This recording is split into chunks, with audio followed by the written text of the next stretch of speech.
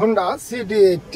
তো এই বাইকের আমরা কার্বোরেটরের কাজ করছি, এছাড়া বাইক টানতেছিল না, যার জন্য আমরা কিন্তু এয়ার ফিল্টারটা খুলেছি। এয়ার ফিল্টারের অবস্থান খুব একটা ভালো নেই।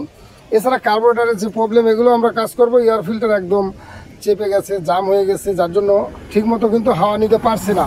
তো এটা আমরা পরিবর্তন করব। বাইকের তেলও বেশি খায় এবং বাইক ঠিকমতো টানে না। এখানে আমরা কার্বোরেটরের এই সাইডটা খুলে দেখছি যে এই রাবারটা, মোটা রাবার, আমরা যেটা বলে ট্যাপেট কভারের রাবার বলি, এই ট্যাপেট কভারের রাবারটা কেটে কিন্তু এখানে লাগিয়ে দিয়েছে। এটা সঠিক পরিমাপে আয়তন নেই, যার জন্য এটা কিন্তু ফাঁকা হয়েছিল, এই দিক দিয়ে হাওয়া নিচ্ছিল। এছাড়া এই মোটা রাবার লাগানোর ফলে এখানকার ফেসটা কিন্তু টাল হয়ে গেছে। তো আমরা যেহেতু টাল হয়ে গেছে, এটার কাজ করব, সমান করে দেব এক। আর দুই হলো আমরা কার্বোরেটর কিটস নিয়ে আসছি। এই কার্বোরেটর কিটসের প্যাকেটের মধ্যেই কিন্তু এই রাবারটা আছে এখানকার, আমরা এই রাবারটা লাগিয়ে দেব। এছাড়া যেহেতু তেল বেশি খায়, এর কারণে আমরা কার্বোরেটরের এই বুশটা পরিবর্তন করে দেব। তো কার্বোরেটরের কিটসের মধ্যে যতগুলো যন্ত্র অংশ আছে, প্রয়োজন ছাড়া আমরা লাগাবো না। যদি ওভারফ্লো হয় তাহলে আমরা ফ্লোট পিনটা পরিবর্তন করে দেব, এই ফ্লোট পিন। আর যদি তেল বেশি খায়, এখানে আছে পিন, বুশ, সেটা আমরা পরিবর্তন করে দিতে পারি। এছাড়া স্লো রানিং জেট, ভার্নিয়ার, নিচের ভার্নিয়ার। তো এখানে সরঞ্জাম সবই দেওয়া আছে, যেটার প্রয়োজন মনে করব আমরা সেটা কিন্তু এখান থেকে নিয়ে লাগিয়ে দিতে পারি। তাহলে এই কার্বোরেটরটা আবার পূর্ণাঙ্গভাবে চলবে এবং তেল কম খাবে। এখানে আমাদের দেখতে হবে কোথাও ফেটে গেছে কিনা। অনেক সময় দেখা যায় অতিরিক্ত টাইট দেওয়ার কারণে এই সমস্ত জায়গায় ফেটে যায়। যদি এই জায়গায় ফেটে যায় তাহলে কিন্তু কার্বোরেটর আর চলবে না। আর যদি ঠিক থাকে তাহলে আমরা এগুলো পরিবর্তন করে এর একটা তেলের সঠিক মাপ নিয়ে আসতে পারবো।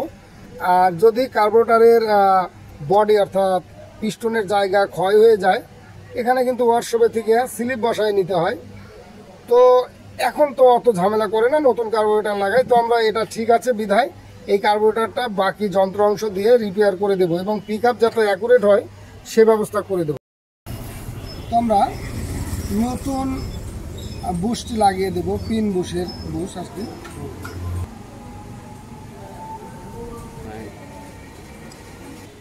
আমরা স্লো রানিং এটা পরিষ্কার করে দিয়েছি, লাগিয়ে দেব।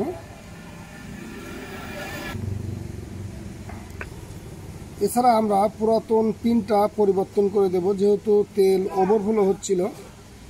আমরা নতুন ফ্লোট পিনটাকে সেটিং করে দেব।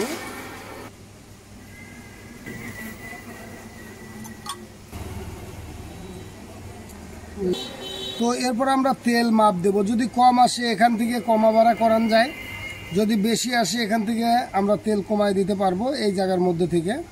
তো আমরা তেলটা মাপ দেব, 3 মিনিট ধরে রেখে তেলটা কতটুকু আসে আমরা 3 মিনিট পর্যন্ত ধরে রাখবো। তো 3 মিনিট হয়ে গেছে, আমরা তেলটা দেখব কতটুকু আসছে।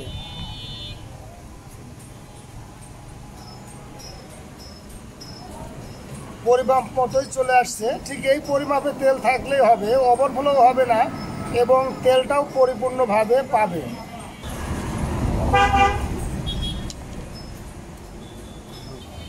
তো এখানের যে রাবার অরিজিনাল মাপের সেটাই আমরা লাগাবো। এতে করে দেখা যাবে কার্বোরেটরের এই মাথাটা 2 মাথা বাঁকা হয়ে যাবে না। তো এই পাশে কিন্তু রাবার নেই, এই পাশে আছে। তো যে পাশে রাবার নেই সেই পাশটা এদিকে যাবে, আর এটার এই পাশটা এদিকে যাবে।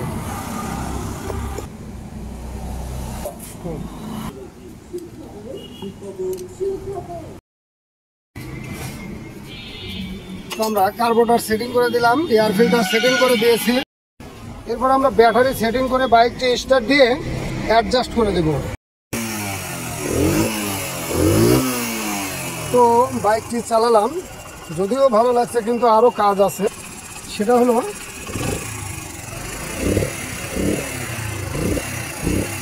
সাউন্ডটা অর্ধেক সাইলেন্সার দিয়ে যাচ্ছে আর অর্ধেক এয়ার হুজের মধ্যে চলে আসছে। তো আসলে এই সাউন্ডটা আগে থেকেই ছিল, এর জন্য আমাদের টাইমিং দেখতে হবে। টাইমিং রং থাকলে এরকম হয়, এছাড়া বিদ্যুৎ টাইমিং রং থাকলেও কিন্তু এরকম হয়। তো আমরা এই কাজগুলো আবার পুনরায় দেখবো এবং করে দেবো। তো কার্বোরেটর যেভাবে দেখালাম ঠিক এভাবে কাজ করলেই হবে। এছাড়া কার্বোরেটর যদি আমরা অ্যাকুরেটভাবে টিউনিং করে দেই তাহলে কিন্তু একদম স্মুথ হয়ে যাবে, তেলও কম খাবে। কিন্তু যদি কারেন্টের ডিস্টার্ব এবং টাইমিং প্রবলেম থাকে, অর্থাৎ টাইমিং রং থাকে, তাহলে কিন্তু সেই প্রবলেমগুলোও ঠিক করে দিতে হবে। ধন্যবাদ সকলকে, ভালো থাকুন, সুস্থ থাকুন।